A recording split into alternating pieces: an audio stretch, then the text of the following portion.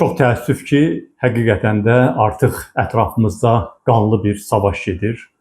Düzdür, savaş başlamazdan öncə aylarla, hətta illərlə belə bir savaşın olacağı müzakirə mövzusu idi. Yəni tamamilə gözlənilməz deyil. Amma hər zaman insanın bir ümidi olur ki, bəlkə o ən negativ senarilərdən yayınmaq mümkün oldu. Amma təəssüf ki, bu dəfə bu alınmadı. İranda artıq 9 gündür sizin dediyiniz kimi ciddi bir savaş gedir. Hər gün demək olar ki, İsrail təyyarələri İrana çox saylı raketlər atır, daha çox hərbi obyektlər vurulur. İran tərəfindən ballistik raketlər İsrail ərazisinə göndərilir, atılır və ciddi şəkildə bir-birinə zərər vurmaqla məşğuldular. Və çox təəssüf ki, daha çox da dinc insanlar həmin bu savaşdan təsir görürlər, zərər görürlər. Əlbəttə ki, savaşın yekunları barədə danışmaq hələ çox tezdir. Çünki hələ ümumiyyətlə bu savaşın daha ciddi bir mərhələyə keçib-keçməyəcəyi belə bəlli deyil.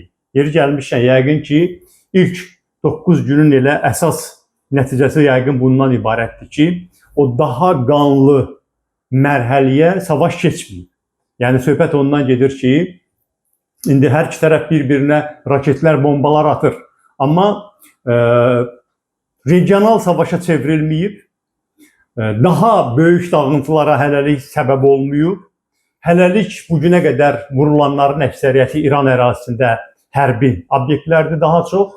Zavodlar, ambarlar, silah ambarları, raketlərin depoları, raketləri göndərmə mexanizmləri, hərbi hissələr, bəzi təəssüf ki, mülki obyektlər də zərər görüb, dinc insanlar da zərər görüb və İrandan da əks deməli atəşlər açılır və hələlik situasiya nəzarət olunan, yəni əlavə oyunçular daxil olmayıb bugünə qədər və hələ də geriyə yol saxlanılıb. Yəni hələ də dinc danışıqlara qayıtmaq imkanları var, region böyük bir xaosa çevrilməyib, hələlik deməli, əlbəttə, hər bir insanın həyatı qiymətlidir. Minlərlə insan artıq zərər görüb. Amma bu elə bir savaşa çevrilə bilər ki, yüz minlər, milyonlar zərər görə bilər. Bugünə bizim qeyd edə biləcəyimiz nisbətən müsbət nəticə bu ola bilər ki, baxmayaraq ki, 9 gündür savaş gedir. Amma o hələ də tam miqyaslı, xaos ünvanlı və yüz minlərlə dinc insana fəlakət gətirə biləcək bir savaşa çevrilməyib. Bu yəqin ki, əsas nəticədir. Digər bir aralıq nəticə kimi qiymətləndirilə bilər ki, İsrail 9 günlük raket aviasiya zərbələri ilə İranın hərbi potensialına, xüsusilə də nüvə potensialına böyük zərər vura bilib. Hər halda demək olar ki, əksər yerüstü nüvə obyektləri dağıdılıb, o cümlədən ballistik raket zavodları və depoları dağıdılıb və beləliklə İranın həm nüvə imkanları ciddi zərbə alıb, belə deyək ki, hələlik onun məhv edilməsindən danışmaq düzgün deyil, amma ən azı ertələnib. İsrail hökuməti xalqına bunun hesabatını verir ki, deməli bu əməliyyatın nəticəsində İranın nüvə silahı əldə etmək əgər istəyərsə, İran rəhbərliyi qəbul etmir ki, onlar bunu istəyirlər. Amma istəsə belə əldə etmək imkanları bir var ki, həftələr qalmışdı, indi ən azı bir neçə il məsafəyə qədər geri otuzdurulub. Eyni zamanda İranın ballistik raket potensialına da böyük zərbə dəyib. Amma eyni zamanda İran rəhbərliyi də, belə deyək, öz xalqına bu cür təskinlik, təsəlli verir ki, onlar da təslim olmayıblar və İsrailə zərbələr vururlar. Düzdür, bu işlə biraz peşəkarcasına məşğul olanlar, hərbi məlumatları olanlar bilirdilər ki, İranın hərbi sahədə, başqa sahələrdə böyük bir üstünlüyü olmasa da, amma ballistik raketlərini və pilotsuz uçuş aparatlarını inkişaf etdirib. Biz hamımız şahidik ki, bir neçə ildir ki, Rusiya əsasən Ukraynaya qarşı hava savaşlarını İranın şahid Geran pilotsuz uçuş aparatları vasitəsilə aparır. Yəni onların dronları inkişaf edib. Pilotsuz uçuş aparatları və ballistik raketləri xeyli dərəcədə inkişaf edib. Amma bir çoxları üçün sürpriz oldu. Xüsusən məlumatı az olan insanlar üçün ki, dünyanın ən mükəmməl hava hücumundan müdafiə sistemlərindən birinə İsrail malikdir. Amerika da ona ciddi kömək edir. Ən müasir demək olar ki, hava hücumundan müdafiə sistemləri orada fəaliyyət göstərir və buna baxmayaraq ekspertlərin qiymətləndirmələrinə görə təqribən 8-10% İran raketləri həmin o dəmir qübbəni, hava hücumundan müdafiə sistemlərini keçir və İsrail ərazisinə düşüb zərər verir. Düzdür, görünür ki, Rusiya raketləri kimi İran raketləri də çox da dəqiq silahlar deyil. İndiyə qədər hansısa bir ciddi hərbi obyektin vurulması ilə bağlı dəqiq məlumatlar ortaya çıxmayıb. Təəssüf ki, daha çox bu raketlər dinc insanların yaşadığı binaları hədəf alır, bəzən hətta xəstəxanaya da düşüb. Amma hər halda İran hökuməti öz xalqına bunun təsəllisini verir ki, biz də zəif deyilik, biz də İsrailə zərər vururuq və üstəlik də bu qədər bombardmana baxmayaraq təslim olmayıblar. Beləliklə, ilkin nəticə həm də ondan ibarətdir ki, baxmayaraq ki, İsrail bu 9 gündə daha üstün hərbi tərəfdir, hərbi baxımdan. O ilk gündən demək olar ki, İranın hava məkanına nəzarəti ələ keçirdib. İsrail təyyarələri maneəsiz şəkildə İranın qərbində uçurlar, istədikləri obyektləri vururlar. Məlum oldu ki, İranın aviasiyası yox dərəcəsində imiş, hava hücumundan müdafiə sistemi çox zəif imiş. Amma buna baxmayaraq, hələ də İranın nüvə potensialı, raket potensialı sıradan çıxarılmayıb, İran təslim olmayıb, nüvə ambisiyalarından imtina etməyib.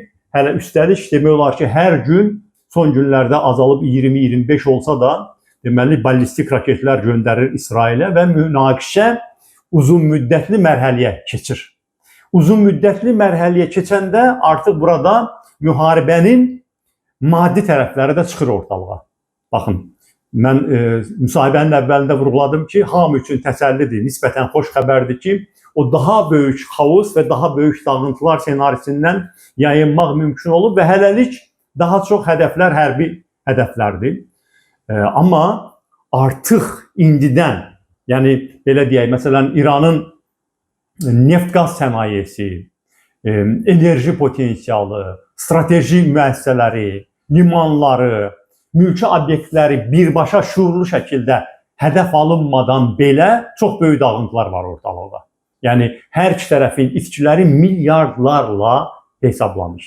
Bir neçə gündə davam edəndən sonra bu müharibə artıq hər iki tərəfin itkiləri 10 milyardlarla dollarla ölçülə biləcək. Burada onu da nəzərə almaq lazımdır ki, İranın sosial-iqtisadi vəziyyəti onsuz da çox pis idi. Uzun illərin sanksiyalarda öz işini görmüşdü və indi də hal-hazırda bu müharibə 10 milyardların itkisinə başa gəlir və bu da İranın onsuz da ağır olan sosial-iqtisadi vəziyyətini pisləşdirir. İsrail əlbəttə ki, iqtisadi baxımdan İranla müqayisədə çox inkişaf eləmiş ölkədir. Amma onun da əlavə 10 milyardlarla dollar itkini qarşılamaq, o yükü götürmək, daşımaq çətin olacaq onun üçün. Ona görə də hesab edirəm ki, günlər keçdikcə onsuz da bir gün dayanmaq lazım gələcək və yaxşı olar ki, tez dayansınlar. Bizim marağımız ondan ibarətdir ki, böyük bir savaş olmasın. Bu savaş, biz dünyanın heç yerində böyük bir savaşın, insanların ölməsinin, başına bombalar tökülməsinin tərəfində deyilik. Xüsusilə də bizim qonşuluğumuzda bunun olmağını heç istəmirik və o zaman biz dedik ki, onsuz da biraz tez, biraz geç, hansısa bir kompromisə gəlmək lazım olacaq. Yaxşı olar ki, biraz tez olsun. İndi artıq 9 gün keçəndən sonra biz həmin mövqeyin doğru olduğu qənaətinə gələ bilərik. Onsuz da kompromis axtarıb tapılmalıdır. Onsuz da hərbi baxımdan tək başına İsrailin hərbi gücü çatmır ki, İranın bütün nüvə potensialını sıradan çıxarsın. Çünki nüvə obyektlərinin çoxsu yerin altında olan bazalardadır. Xüsusilə də bu Fardo adlanan yeraltı bazada ehtimal olunur ki, yerin təqribən 80 metr dərinliyində olan bazada olan obyektlər hələ də toxunulmaz qalır. Və İsrailin əlində olan silahlar həmin bazanı sıradan çıxarmağa, oradakı nüvə obyektlərini sıradan çıxarmağa imkan vermir.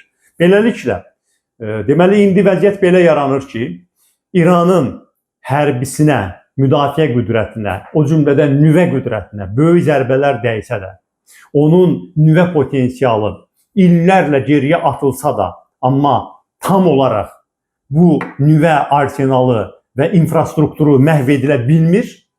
İran təslim olmur, ondan tələb olunanları qəbul etmir. Deməli, çarə qalır hansısa kompromislərin tapılmağına və biz də hesab edirik ki, kompromislərin tapılması və bu bölgənin bütövlükdə bu qədər qanlı fəlakətlərdən daha dibə vurmadan, daha çox sayda insanı faciələrə qərq etmədən qurtarması ən yaxşı variant olardı.